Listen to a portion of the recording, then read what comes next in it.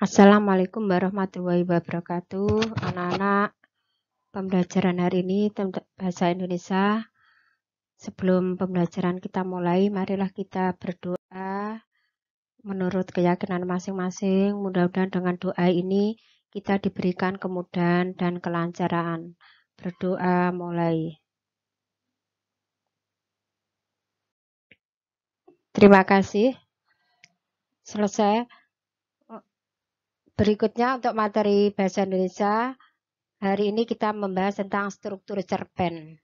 KD yang kita gunakan yaitu KD menelaah struktur dan kebahasaan cerpen yang didengar atau yang dibaca. Tujuan pembelajaran yaitu 1, peserta didik mampu menyebutkan struktur teks cerpen. Berarti kalian nanti harus bisa menyebutkan strukturnya apa saja. Yang kedua yaitu mampu menjelaskan struktur cerpen. Jadi dijelaskan. Kalau sudah menyebutkan, yang kedua dijelaskan strukturnya.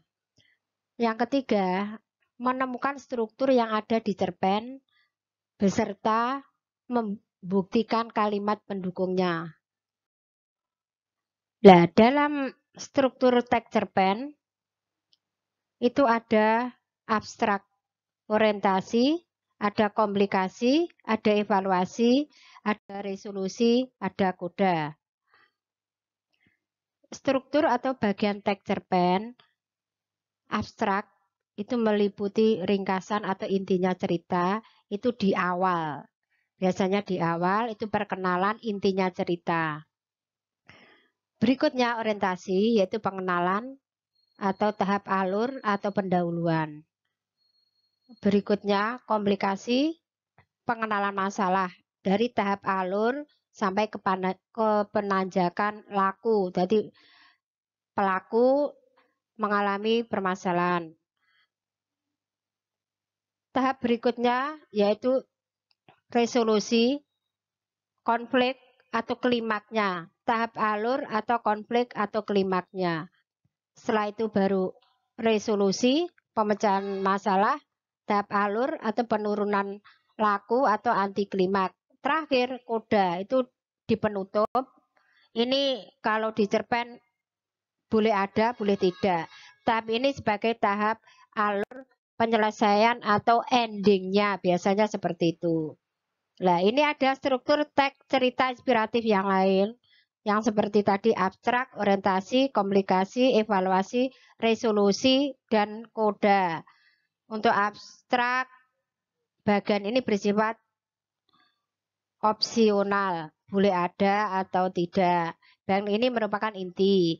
Orientasi, bagian ini berisi pengenalan. Pengenalan itu bisa temanya, mungkin latar, mungkin tokohnya. Nah, tahap orientasi ini merupakan bagian awal dari sebuah teks cerita inspiratif. Biasanya kalau kamu pernah membaca buku cerpen, diawali dengan pada zaman dahulu kala, di sebuah desa, itu contoh orientasi, pendahuluan. Setelah pendahuluan, orientasi, sekarang menuju tahap peristiwa, yaitu komplikasi.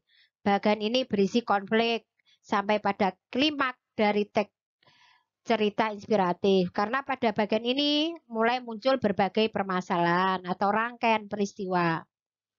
Setelah komplikasi, evaluasi. Bagian ini berisi munculnya pemecahan dan penyelesaian masalah. Setelah itu bagian resolusi. Bagian ini merupakan bagian berisi pemecahan masalah dari masalah yang dialami oleh tokoh.